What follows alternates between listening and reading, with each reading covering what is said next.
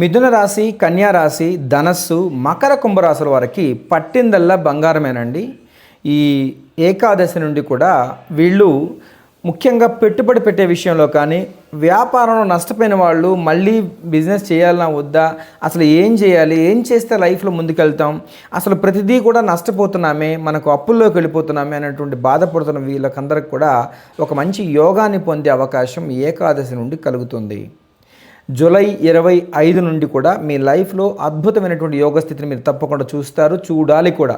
అలా చూడాలనేటువంటి ఆలోచన మీలో ఉంటే మీ జాతకాంతలో కొన్ని పరిహారాలు పాటించి మిమ్మల్ని గుర్తించే పేరు సరిచేసుకోవాలి. పేరులో దోషం ఉంటే మీరు ఏం చేసినా పెద్ద ఫలితం ఉండదు. నేను ఆ గుడికి వెళ్ళాను, ఈ పూజ చేశాను, ఈ టెంపుల్కి వెళ్ళాను, అవన్నీ ఎవరికి కావాలి? ముందు మీ పేరులో ఉన్న విలువ తెలుసుకోండి. మీ పేరు ఒక అక్షరాన్ని సరి చేసుకోండి. రికార్డ్, ఆధార్ కార్డు మార్చుకోగలరు, జస్ట్ సంతకం సరి చేసుకోండి. అద్భుతాలు చూస్తారు. తద్వారా మాత్రమే యోగాలు చూసే అవకాశం ఉంటుంది. పేరులోనే దోషం పెట్టుకుంటే ఏ యోగం మిమ్మల్ని వరిస్తుంది, ఏ యోగం వరించదు. దయచేసి మీరు పట్టిందల్లా బంగారం అయ్యేటువంటి గోచార యోగాన్ని మీరు పొందాలి అంటే మీ పేరు సరి చేసుకుని ముందుకు వెళ్ళండి.